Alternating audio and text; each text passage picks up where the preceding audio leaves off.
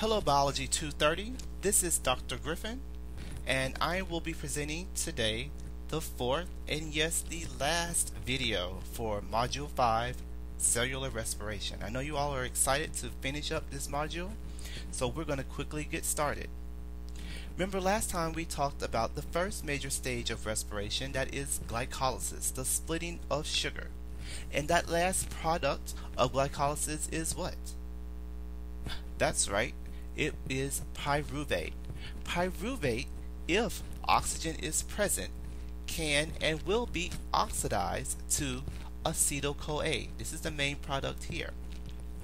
Pyruvate enters the mitochondria, the outer membrane of the mitochondria, through this transport protein shown here. Let my arrow reform. Thank you. And gives off carbon dioxide. It also forms NADH. This is the main key, one of the main reasons for oxidizing pyruvate, is that we create this coenzyme, this electron carrier, NADH, shown here.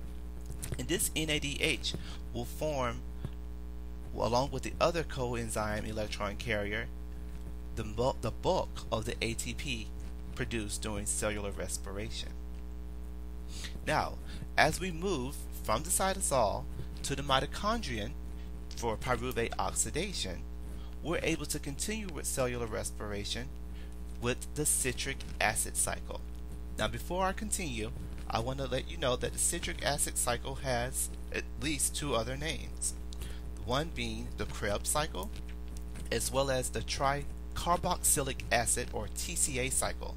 So I may refer to one of the three as I talk about them during this lecture or in person.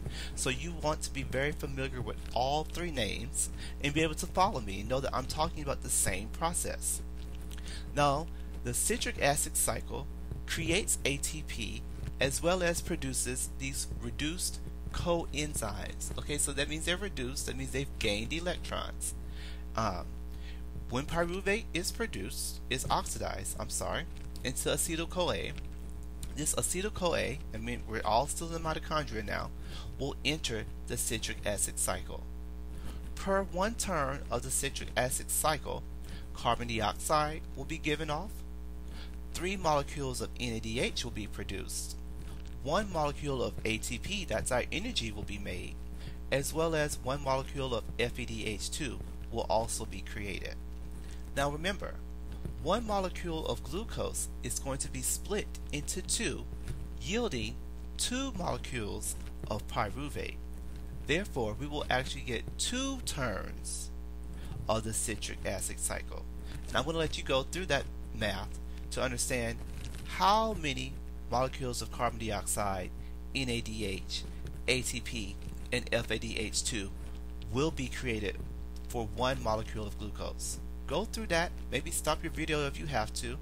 Go through that, write it down, check your book, and make sure you understand why that is the correct answer. Why you get those number of molecules per 1 molecule of glucose. Very essential for understanding the basis of cellular respiration. When pyruvate is oxidized by coenzyme A into acetyl CoA, notice that there is a loss of negative charge. You can clearly see this in figure 9.1. This loss of negative charge, or loss of electrons, will eventually reach the NAD and the FADH to produce NADH and FADH2, the most reduced forms of these electron carriers, allowing them to carry the most amount of electrons through the next stage, which is the electron transport chain. Remember, ATP is produced during the TCA cycle and it is formed via substrate level phosphorylation. Make sure you understand what that means and what the implications of that are for production of ATP in the TCA cycle. Also, when NADH and FADH2, remember these are the reduced forms of the electron carriers or these coenzymes, are produced, they're going to be able to generate the bulk of ATP found or made in cellular respiration, and this takes place in the electron transport chain. Now the electron transport chain is essentially what it sounds like. You're going to transport electrons through a chain of complexes. In fact, during the electron transport chain, chemiosmosis is going to be coupled with the ATP production. And when ATP is produced during the electron transport chain and chemiosmosis, we are no longer making ATP through substrate level phosphorylation, but we are now making ATP through oxidative phosphorylation. Now let's break this complex and these stages down step by step. NADH allows and will enter the electron transport chain right at the first complex of the electron transport chain, or the ETC as I sometimes will refer to it.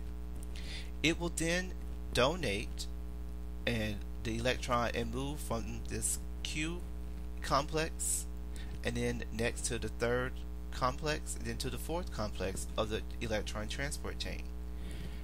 Every time an electron is donated as it moves from complex to complex to complex, a proton is going to be removed and released. Okay, and this is in the matrix of the mitochondria. As hydrogen ions or protons are built up, I'm going to wait for my arrow to come back up, thank you, it's going to create a gradient, a proton gradient, or as the book refers to it, as a proton motive force. And this is going to allow protons to fall down their chemical gradient. I'm going to let my arrow reappear, thank you, fall down their gradient into the lumen and then generate the production of ATP. Now this is oxidative phosphorylation because the phosphorylation of ADP forming ATP is generated by the loss of electrons of NADH and FADH2. So they are actually becoming oxidized. They release the hydrogen ions. Hydrogen ions then fall through the ATP synthase here and produces ATP. And this is all by oxidative phosphorylation. Now FADH2 enters at the second complex of the electron transport chain, and it does not reach the first complex. Go through your book to understand the implications of this. Here's a question. Which molecule is going to generate more electrons, more ATP molecules? Is it going to be NADH or FADH2? Go through a book to understand why there's a difference between the number of ATP molecules one molecule of NADH will create versus one molecule of FADH2 will produce. Another important note is that the final acceptor for electrons is oxygen. So therefore, this process, as well as the citric acid cycle, requires oxygen to take place. Remember, oxygen had to take place to oxidize the pyruvate, and oxygen must be present here to receive that final electron. If that final electron cannot be accepted due to no oxygen, then not enough hydrogen ions will be produced, and not enough, or not a great proton gradient will be established, and therefore reducing the drive to move and create ATP via the ATP synthase. To summarize all this, NADH and FADH2 create a proton gradient as they are oxidized in the electron transport chain. Remember, the final acceptor of electrons is oxygen during the ETC. As the proton gradient builds up, this proton motive force is going to drive hydrogen ions back across the inner membrane to turn ATP synthase. This whole process is known as chemiosmosis. I'm going to go back just one slide because it really is the osmosis, or the movement from high to low of this high proton gradient down to its low gradient. Okay, so you have this huge driving force for protons to go through this channel, through this ATP synthase pump, to turn the motor here and drive the phosphorylation of ADP, turning and making ATP. Most ATP is produced in the electron transport chain / chemiosmosis, and this is the most ATP of all the three stages that we've talked about. Okay, so most of the ATP that you're going to make is actually during the electron transport chain / chemiosmosis. In all, there will be 30 or 32 molecules of ATP produced by one molecule of glucose. And I want you to take time to read to understand why it's not a definite number, why it's not just 30 or not just 32. What will create the difference? When will you get 32 molecules of ATP? When will you get 30? Read through the text to understand why that happens. The only step of cellular respiration that does not require oxygen is glycolysis. Now, if oxygen is not present in the cell, then glycolysis / fermentation will continue to occur in the cytoplasm, and there will be no energy generated in the mitochondria. After this set of lectures and the readings and the activities and the investigations associated with this module, associated with all of Chapter 9, you should be very comfortable in doing the following. Recognize key steps in cellular respiration. Contrast aerobic from anaerobic respiration. Identify reducing and oxidizing agents along with their products. Assess if a process is catabolic or anabolic. Note the functional consequences of the locations of the stages of cellular respiration. Utilize the knowledge related to key steps, enzymes, reactants, and products of the three major stages of cellular respiration. Differentiate cellular respiration in eukaryotes from prokaryotes. Another important objective is for you to be able to apply the structural functional relationships within chemiosmosis and the electron transport chain.